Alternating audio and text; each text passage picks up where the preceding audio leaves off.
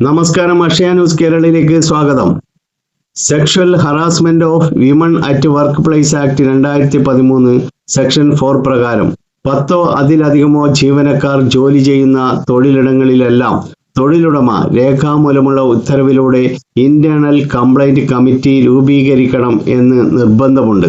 കേരളത്തിലെ എല്ലാ സർക്കാർ സ്വകാര്യ സ്ഥാപനങ്ങളിലും വനിതാ ശിശു വികസന വകുപ്പിലെ ജീവനക്കാരായ അങ്കണവാടി വർക്കർമാർ, ICDS സൂപ്പർവൈസർമാർ, ശിശു വികസന പദ്ധതി ഓഫീസർമാർ എന്നിവർ സന്ദർശിച്ച് ഇന്റേണൽ കമ്മിറ്റി രൂപീകരണ സർവേ നടത്തിവരുന്നു.